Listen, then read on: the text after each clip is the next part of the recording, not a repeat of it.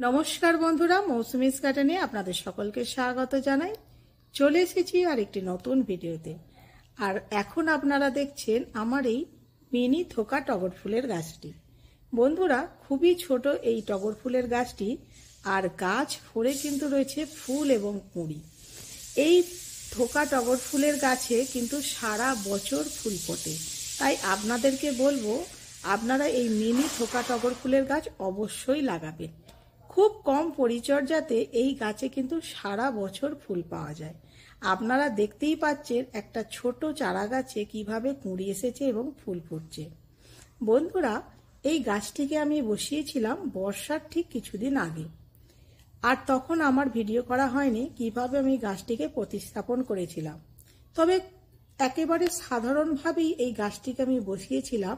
যেহেতু গাছটা খুবই ছোট, তাই আমি 50% গোবর সার আর 50% মাটি দিয়ে এই গাছটিকে বসিয়েছিলাম। আর এখন দেখুন, বৃষ্টির জল পেয়ে গাছে প্রচুর পরিমাণে কুঁড়ি এবং ফুল রয়েছে।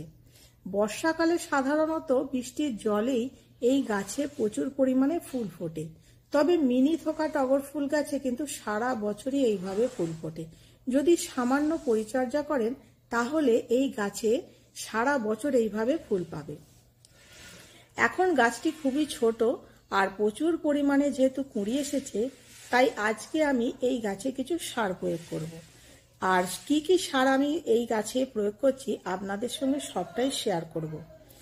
গাছে যদি আমি এই সময় কোনো রকমের সার প্রয়োগ না করি, তাহলে দেখুন গাছ ভরে যে কুঁড়িগুলো রয়েছে সেগুলো ঠিকমতো ফুটতে পারবে না। কিছু কুঁড়ি নষ্ট হয়ে যাবে, হলুদ হয়ে ঝরে পড়বে। আর অতিরিক্ত কুঁড়ি আসার জন্য গাছ কিন্তু খাদ্যের অভাবে নষ্টও হয়ে যেতে পারে। তাই আজকে আমি এই গাছে কিছু সার প্রয়োগ করব। গাছে সার প্রয়োগ করার আগে প্রথমে যে কাজটা করে নিতে হবে, এইভাবে মাটিকে হালকাভাবে খুঁড়ে নিতে হবে। এইভাবে মাটি যদি আমরা মাঝে মাঝে টবের খুঁড়ে নিই, তাহলে খুব ভালোভাবে শেকড়ের গ্রোথ হয়। আর শেকড়ের গ্রোথ যত ভালো হয়, গাছ কিন্তু খুব সুন্দর থাকে আর গাছের গ্রোথও খুব ভালো হয়। তাই আপনাদেরকে বলবো, যে কোনো টবে মাটিকে আপনারা মাঝে মাঝে এইভাবে খুঁড়ে নেবেন। আর এই গাছে আমি যে সারগুলো ব্যবহার করছি আপনারা দেখুন। এখানে আমি নিয়েছি হাড়ের গুঁড়ো, চুন আর সর্ষের খোল আর নিমখোল। বন্ধুরা, মাটিতে যদি আপনারা মাঝে মাঝে নিমখোল এবং চুন ব্যবহার করেন তাহলে দেখবেন মাটিটা ভালো থাকে। আর বিশেষ করে বর্ষাকালে এই নিমখোল আর চুন অবশ্যই মেশাবেন, কারণ বর্ষাতে অতিরিক্ত বৃষ্টির কারণে মাটি খারাপ হয়ে যায়, মাটিতে নানা রকমের পোকামাকড়ের উপদ্রব হয়।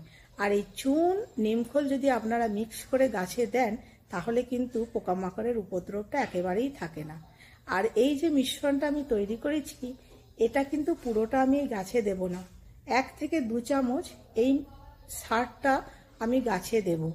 আর বন্ধুরা, এই যে সারটা আমি তৈরি করেছি, বছরে 4 থেকে 5 বার এই গাছে আমি সার প্রয়োগ করব। তার কারণ হলো সারা বছর এই গাছে এইভাবেই ফুল ফোটে। আর মাঝে মাঝে এইভাবে যদি আমি সারটা ব্যবহার করি তাহলে কিন্তু গাছে কখনো ফুল কুঁড়ি বন্ধ হবে না, এইভাবেই সারা বছর ফুল ফুটতে শুরু করবে। মিনি টগর ফুল গাছে খুব বেশি পরিচর্যার প্রয়োজন হয় না। এইভাবে যদি আপনারা বছরে 4 থেকে 5 বার সার প্রয়োগ করেন তাহলে দেখবেন আপনাদের গাছেও প্রচুর পরিমাণে ফুল এবং কুঁড়ি আসছে। আশা করি ভিডিওটি ভালো লেগেছে। ভিডিওটি দেখার জন্য সকলকে ধন্যবাদ জানাই। নমস্কার।